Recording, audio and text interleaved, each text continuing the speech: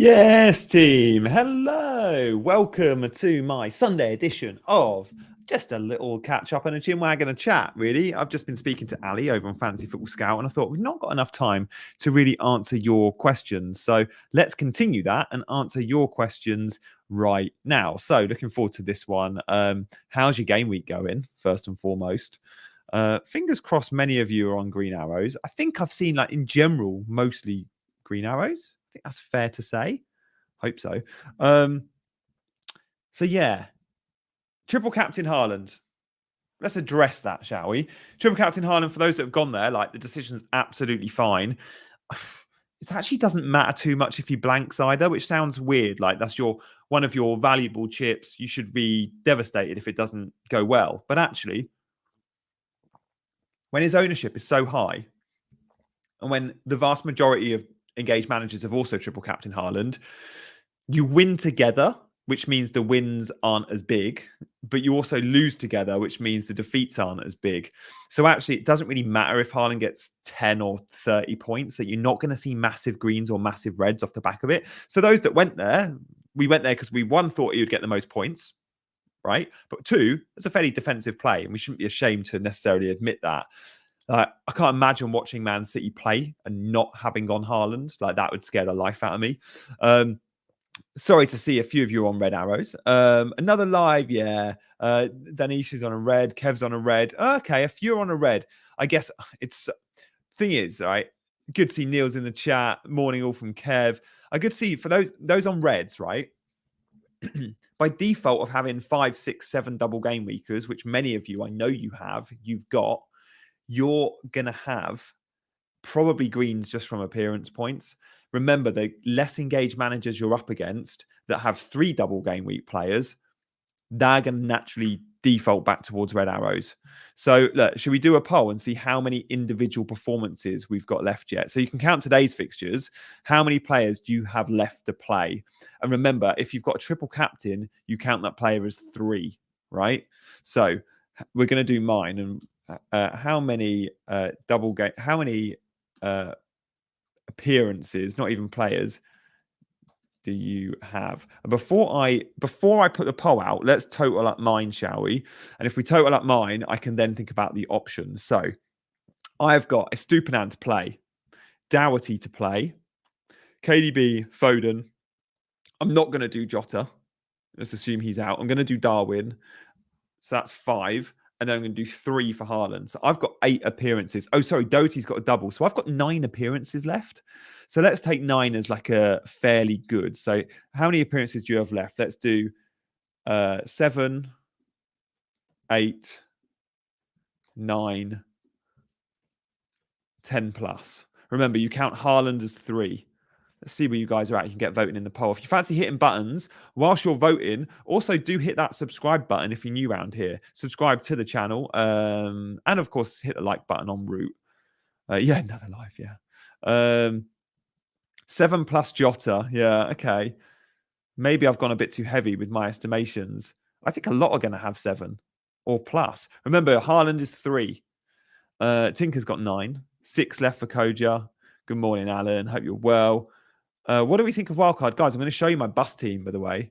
Wow, 10 including Saka, 12 on bench boost. Yeah, okay. Some of you have got some tasty wins. 7 is the most common. Okay, interesting. 15,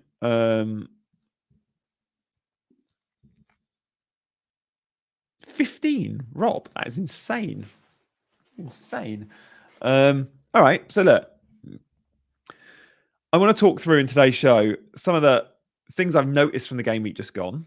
I want to talk about my team, the points there on screen, but I also want to talk about my bus team and transfers, because I'd planned to only make 1 transfer next week. I was going to do Darwin out, Solanke in, and I was going to field 10 men. But now I'm going to be now with the Jota injury, and I was going to actually keep Jota a couple of weeks. I quite fancied Jota against Forest. Because there was no standout midfielders next week. But now I think my hand's been forced. And we'll talk about midfielders to replace Jota with next week. Remember, the Spurs lads, who you'll all want to get in, because Spurs midfielders include Richarlison, Maddison, Son, Kulusevski, and in game week 29, we're all going to want triple Spurs. So I was like, I'll make Jota a Spurs midfielder in game week 28. But now I'm going to have to go to a different midfielder next week. So we'll speak about that midfielder coming up in today's stream. Guys, can we get to 100 likes? That'd be amazing. So hit those buttons, like, and of course, hit the subscribe button. That's probably the most important button, I'd say. All right, my team.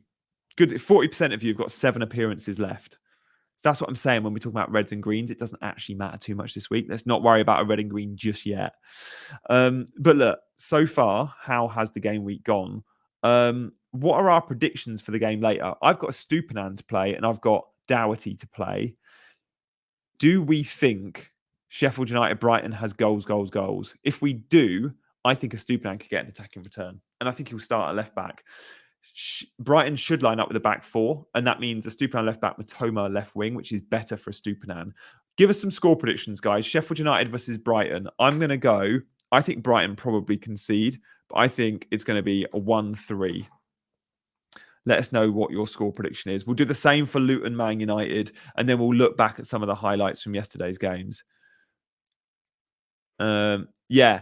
So appearances left, including anyone playing midweek, Neil, but also if you've got triple captain, that is 3 appearances, right? So how many appearances do you have left? So I have got, I think 9. I've got 2 from Doherty. I've got Stupinan. I'm not including Jota. I've got Darwin. And then I've got De Bruyne, Foden, and then triple Haaland. So I've got 9. A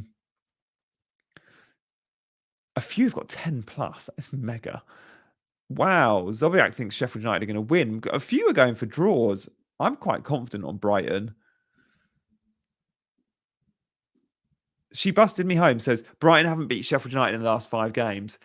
I don't read much into previous when it's different managers each time and different teams. But I hear you. Heather says 6. Yeah, okay. All right. Not many are back in Sheffield United. A few going for the draw. What do we think to Luton Man United? Because I think that's going to be a cracker. I think Luton are going to cause them problems. I really think they are. I'm going for a 2-2 draw. Give us your Luton versus Man United predictions. I'm going 2-2. I think that'd be loads of fun. It's actually a proper good Super Sunday, that. I'm quite excited for that game. Excuse me.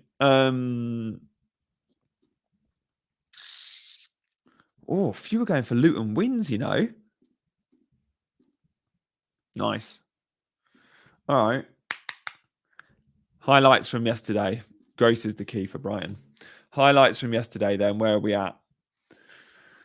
Oh, McTominay winner off the bench. Yeah, probably. Matthew's just become a member. Thank you, mate. Good to see you joining the channel, Matt. If you fancy being a member, you can by clicking the join button. Ultras members are in the WhatsApp. The squad members get all the extra benefits, the extra content on YouTube, access to all my answers. Every time you've got a question, I will be answering it. Neil's got Barkley in action.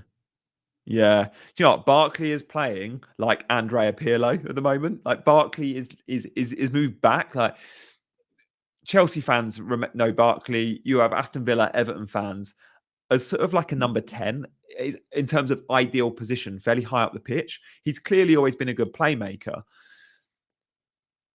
And Andrea Pirlo used to play number 10. I'm not comparing Barkley with Pirlo, Christ. But in terms of positional shifts, when Pirlo got to his mid-20s, a few years before Barkley, Ancelotti went, you're the best young number 10 in Italy, but I see you fitting into this AC Milan team, which has Kaka in it. Kaka's our number 10. Seedorf's there. Gattuso's in the midfield. We don't have a quarterback. And Ancelotti went, I've got Gattuso can break up play. Kaka's my number 10 and elite, world class, the best number 10 in the country, in the world at that point. And Seedorf's got a good attacking eye as well and can do the box-to-box thing. So Pirlo, you've not got great pace. I'm going to play you deep and I'm just going to have you spraying passes. You're going to be on all the set pieces. You're still going to get assists and opportunities to shoot from distance.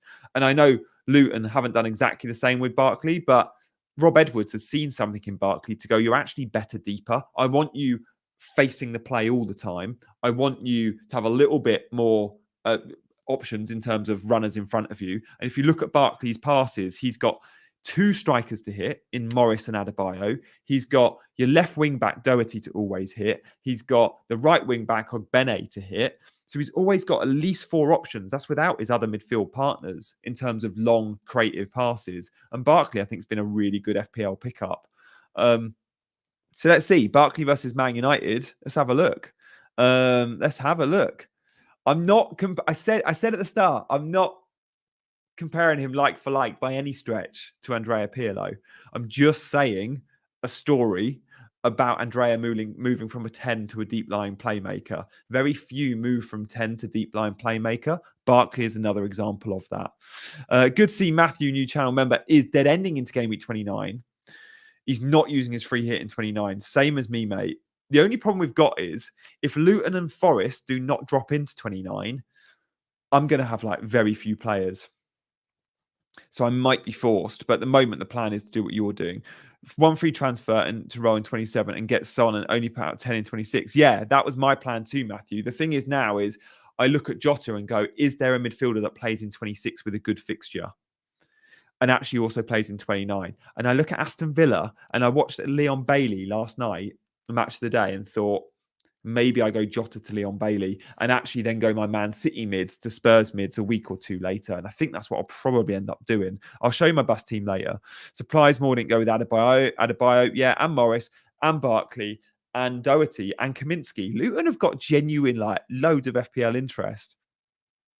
What's the song when waiting? I don't know. It's whatever StreamYard gives me. Like, I'm such a casual with streaming. I don't have the fancy OBS. This is StreamYard. And they've got a generic 30-second countdown, which is just what I hit. So, yeah, I don't know. It's quite a cool song, though. I love this, Neil. Oh, I've got another story about Barkley. So, yeah, Neil's mates with John Terry. And he was speaking to him about Barkley when he was at Everton. He thought he was the real deal. Yeah, man. I think a lot of Chelsea fans really believed in that hype. He never quite made it. I wonder if he's just one of those players that thrives being the bigger fish in a smaller pond. And I don't mean that in like a negative way on Barkley, but some players thrive in certain environments, and maybe that slightly smaller club, with no disrespect to Everton or Luton, although he didn't do it at Villa either, but he just needs to be loved, maybe. I don't know what it is, but at Chelsea he was bit part and it didn't help for him. But Neil, it's funny you say that, because I've heard a few in football say like they hyped Barkley for a reason. He was that good. No pillow, no party. Obviously, my favorite, David. Yeah, I'm not. I thought I was wearing my no pillow, no party t-shirt underneath this. Douglas Luiz is sitting back now. Kamara's injured. Just going to load it, actually. The Aston Villa heat map from yesterday is something I have to look at. I watched Match Today and was obviously looking at his position. So, Kamara has been their DM, right, this season. And Douglas Luiz has been given more license to attack. As soon as Kamara got injured, I was like, how's that Villa midfield now going to match up? And I'm going to tell you right now, I'm looking at the average position for Aston Villa yesterday. Oh, okay. Interesting. They played John McGinn as the deepest midfielder alongside Douglas Luiz in the two. And then you had Tielemans ahead of them, Jacob Ramsey ahead of them, and Bailey was the most advanced man on the pitch. I mean, it's going to be shit because it's rubbish because it's my phone. Yeah, it's not going to show you. But if you want to ever know about average position maps, SofaScore is brilliant. And it's free to download SofaScore. And you just go on the game and you get like the stats. But then at the top, you can go play at average position. So it changes straight away to like, you see exactly who's playing where in terms of average touch map, which I love. You can click on that player into the heat maps. That's Leon Bailey, most advanced man on the pitch, higher than Watkins. But McGinn was deeper and Douglas Luiz was fairly deep. What's Ofcott saying? Everton was his level. Yeah, maybe. There was a lot of talk about him being like a next big thing, though. Like Rooney had come through Everton, and people were saying like, "Can he emulate that?" Maybe Chelsea was just the wrong move, though. And it was such an important part of time in his career. When you're at that age and you get the move to the big club, and then you don't get the minutes, and it's like your mid-20s, you really need the minutes. So look, yeah, well, John McGinn was deep. That's the problem.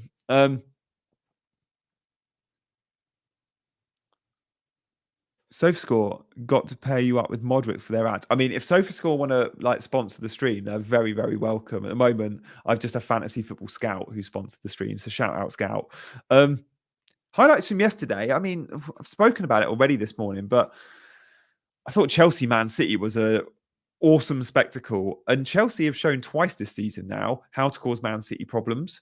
And they did. Like, it was Man City set pieces. Chelsea left a couple of men up, and it was like, yeah, we'll hit them on the counter. And actually, City were at their most vulnerable when they were like taking a corner. It was great. Chelsea were brilliant on the break, and Jackson was really smart with his link up. Sterling's obviously brilliant on the counter. It's just that killer finish from a Jackson or a Sterling, which perhaps Chelsea lack. Although Sterling obviously took his goal well. I would have, yeah. A player like Mudryk or Madueke might have been even more dangerous on the counter. Liverpool, don't worry too much. Don't worry too much at Liverpool, I don't think, about Darwin. I think we'll be all right. Jota is obviously unlikely to play now for a while, but Darwin, I think, will feature. Yeah, he was good. Barkley was good against Sarri at moments. So was Loftus-Cheek, though. Loftus-Cheek had moments under Sarri, and then he got that injury in the US. And again, if we look at players like Loftus-Cheek in Italy, like they're thriving. Like, he looks brilliant at Milan, playing in a more advanced role. Do I think Hwang is a buy next week? Possibly. Should we have a look at my next week team? This is my bus team, right? So at the moment, I have in my 11 2 players. Now, these are my 2 transfers out. 2 players not playing. I am planning on holding Doherty, Bell, and Palmer on my bench, right? The 2 players not playing are Diogo Jota and Darwin. Who do I sell them to? Now, the entry point for Darwin isn't brilliant for Solanke because Solanke plays Man City next week. But after that, Solanke plays Burnley, and then he has a double game week against, I think it's Luton and Sheffield United at home. We're all going to have Solanke in 28. You may as well get him in 27 because he is Burnley. And if you're selling Darwin and that's going to be Solanke's spot in 27, I don't think you go to a 1-week punt for someone that could offer bigger upside in 26. You just go straight to Solanke and you have a slightly weaker fixture for Solanke. Could he score against Man City? Of course he could. Of course he could. And City still find ways of conceding. So look, Darwin to Solanke is almost like nailed on, right? Let's check price rises, shall we, on both those players. I expect now Solanke's going to get a lot of love early because he did so well yesterday. No, so at the moment Solanke isn't rising. He's not even close to rising. We haven't got to worry about a Solanke price rise. He's actually more likely to drop than rise at the moment, which is weird. Darwin, who I think I have to type in as Nunez. No, Darwin, maybe. Darwin is... He needs 20,000 managers to sell him. Again, I don't think he's going to be sold yet. So I think we're fine. We don't need to rush our transfers this week if you're making the Darwin to Solanke move. I don't think the prices there are going to change, which is nice. Always nice to know. Did we get to 100 likes? Did we get to 100 likes? 66 likes. Fancy hitting the like button. And if you fancy subscribing to the channel, loads of you have come over from Fantasy Football Scouts. So I know I've got some newbies here. So please do, if you're new, hit the subscribe button. And welcome to the show. Get your questions in as well. I'll answer as many as I can. Obviously, all channel members' questions too. Where was I? Other transfer this game week. That was it. Other transfers. So look, my plan was to actually keep Jota because I liked that Nottingham Forest fixture for Jota. I was going to keep Jota and go, no 4-point hit, just play 10 men this week. But now it changes things. Jota's definitely out. He's going to drop in price soon. If I hold him another week, I'll lose value. But also, I want Jota's spot to be a Spurs midfielder. Spurs don't play in 26. Therefore, Jota is going to become, I think, an Aston Villa midfielder. Because Aston Villa have got good fixtures. They play in game week 29.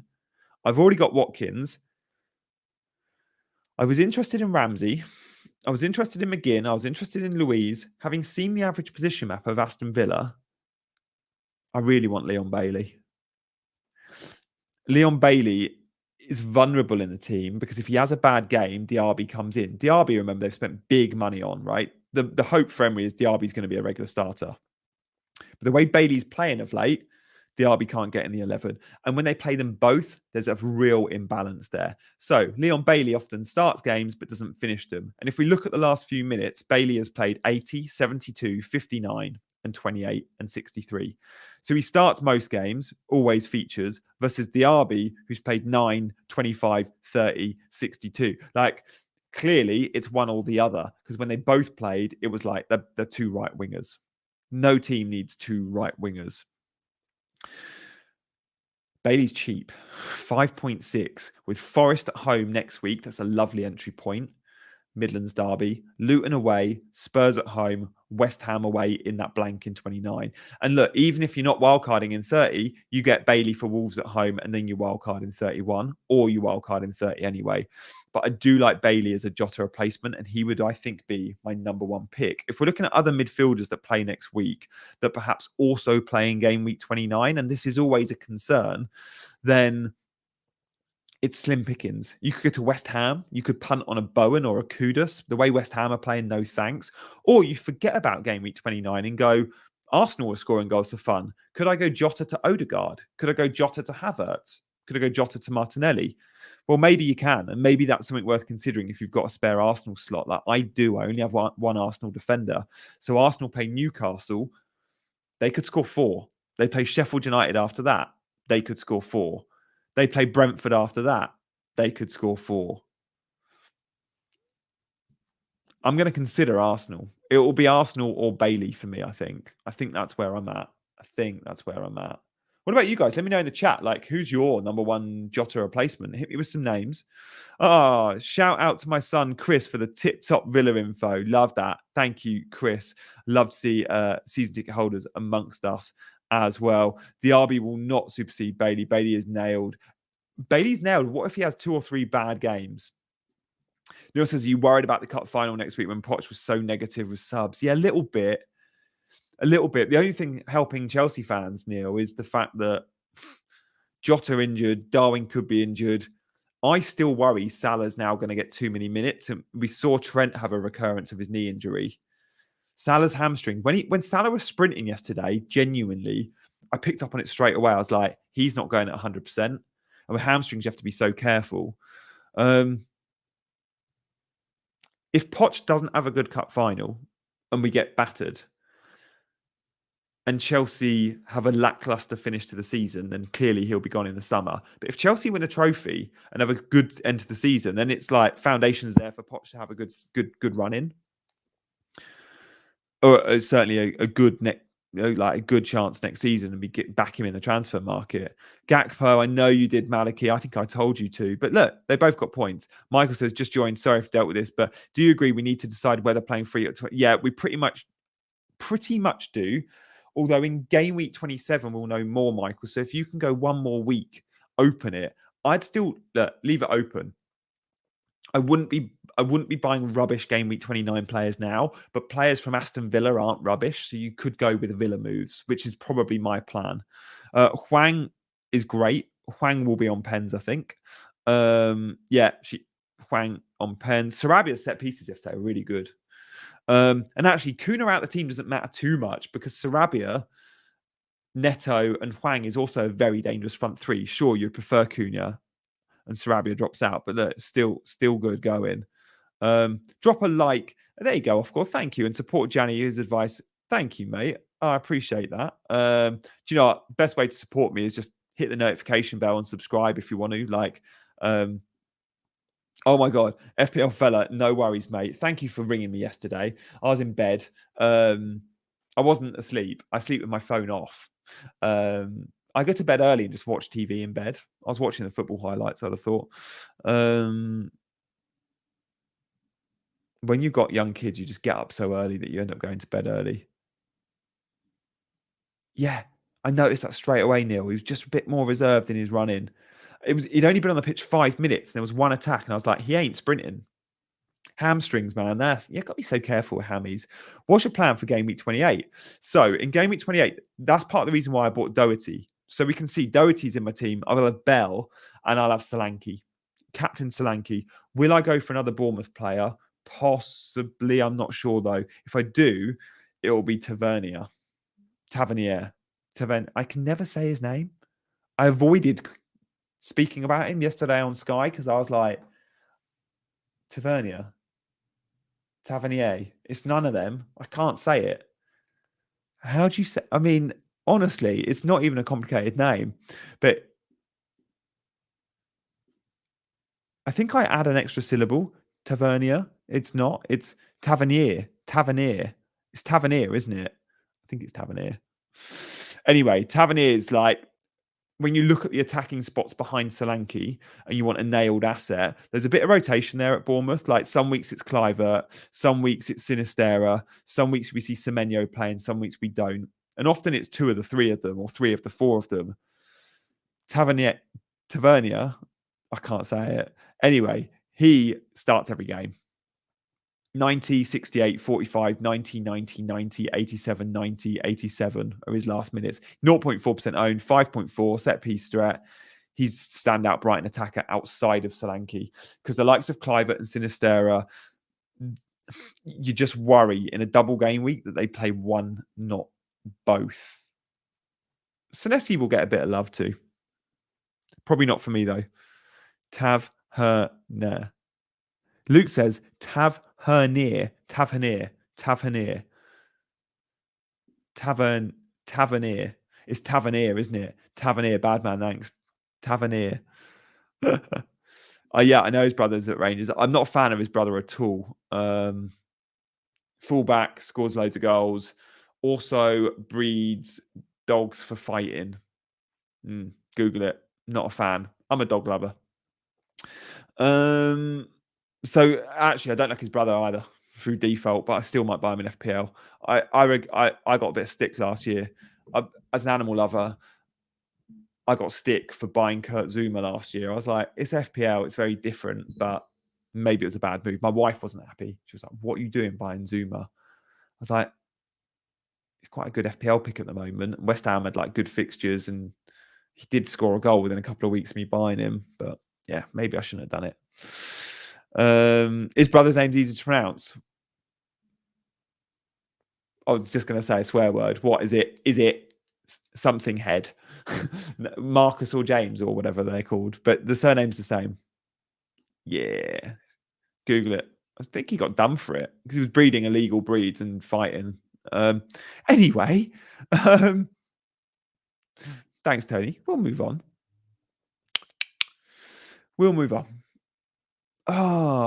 Who scored for Bologna, Mark? Because I have captained in Serie A Fantasy by mistake because I forgot to do my team. My default captain is set on the on Zerki, the Bologna striker.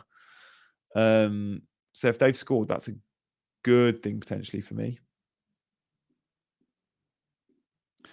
Not had a good couple of weeks in Serie A Fantasy. Any of you guys be interested in playing Serie A Fantasy? Next year, I've got a mini league. I'm giving away a Serie A shirt to the winner of the mini league.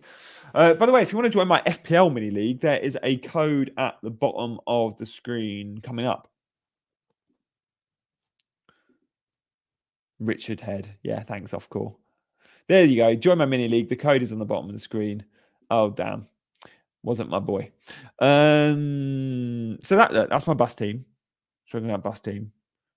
I think it'll be a 4-point hit then. And remember, it's not a 4-point hit, it's a 2-point hit. It's a 2-point hit if you're getting the appearance point straight away. And I think we do probably have to look at it like that. I think. How are we feeling about Super Sunday this week? Like, it's not the four most glamorous of clubs, is it? I mean, Man United always get a Super Sunday slot. They get Gary Neville in for it, and they love it. Luton United, I'm really excited about. I am going to watch Sheffield United Brighton just because Estupiñán's playing, but that's usually a game I'd have off, you know? So yeah, interesting. It's good to see so many playing on Saturday though, and because we've got midweek action, it's great. Did we ever get to 100 likes?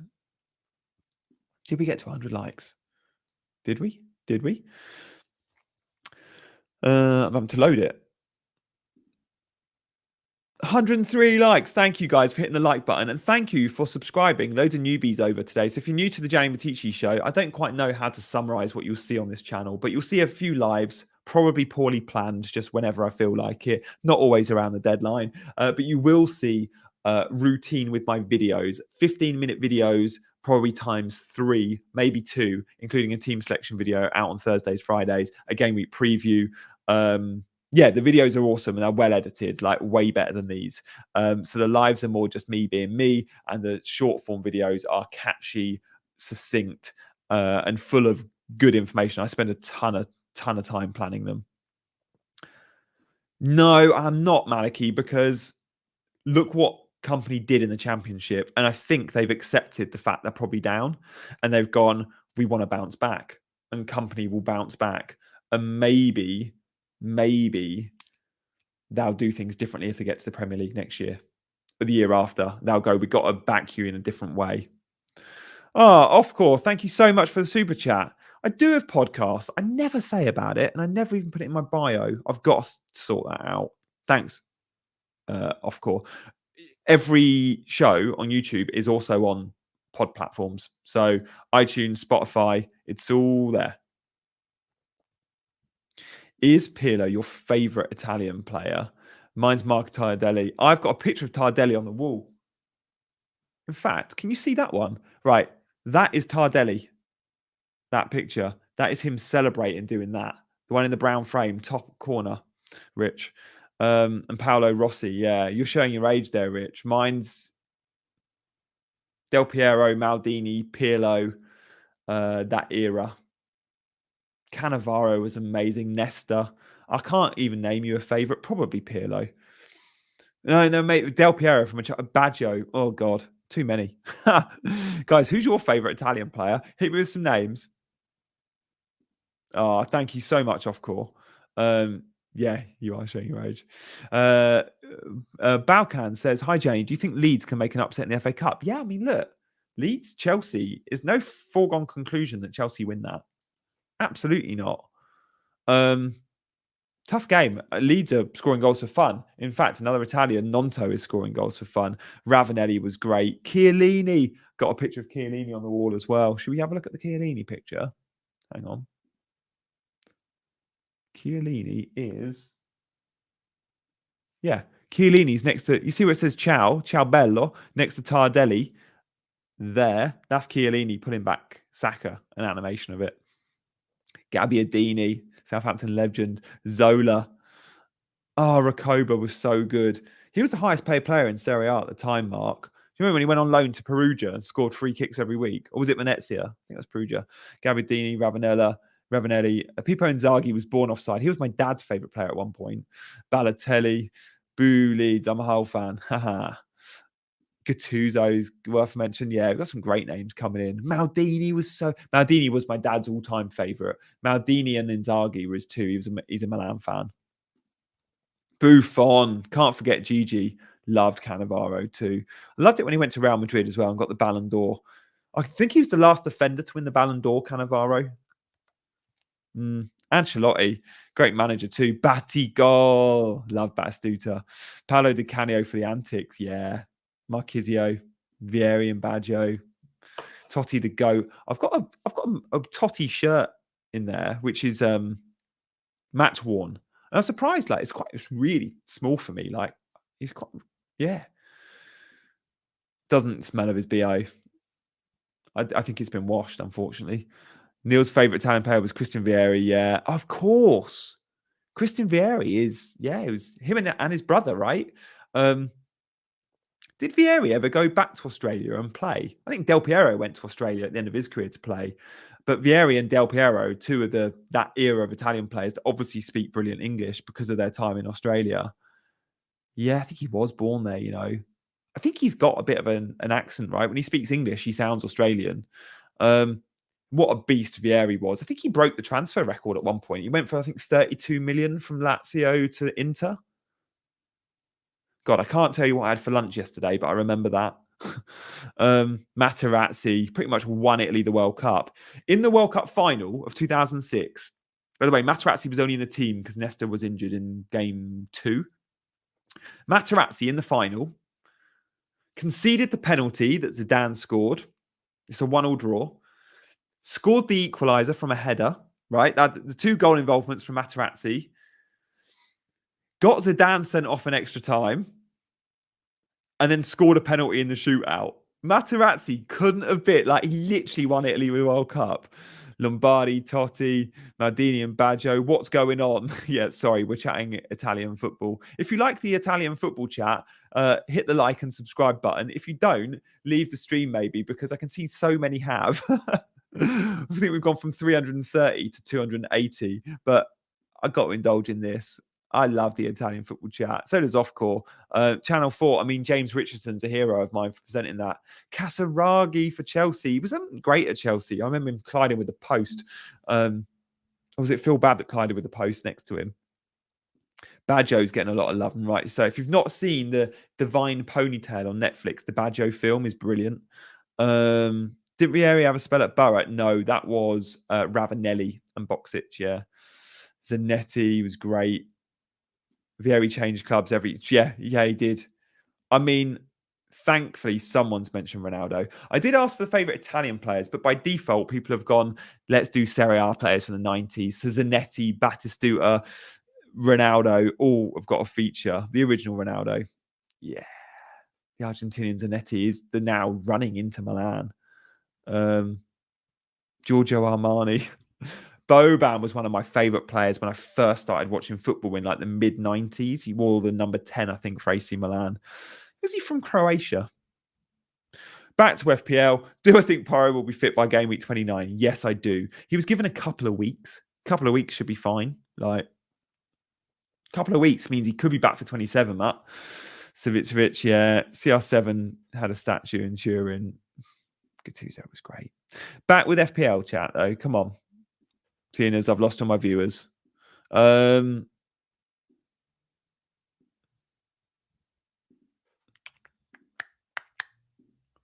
think that's pretty much it, though. Like, we're there with my bus team. I've told you through what I'm planning on doing. Darwin to Solanke's nailed. I could sell Jota to an Arsenal mid.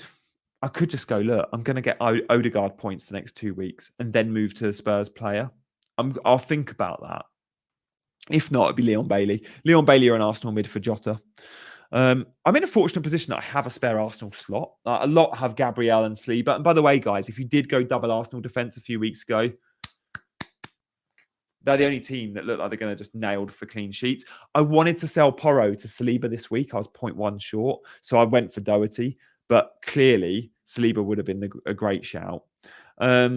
Guys, thank you so much for joining. On your way out, if you want to like and subscribe, please do. I'll be back with plenty of videos next week. Probably going to bring an early thoughts transfer video out before the game weekend on Wednesday. Good luck this game week, though. If you've gone Haaland, if you've invested big on City and Liverpool, you've still got so much football to be played. And genuinely, I think Liverpool and City are both going to score big. I expect 3 goals plus for City against Brentford. I expect 3 goals plus for Liverpool versus Luton. So I'm excited by those.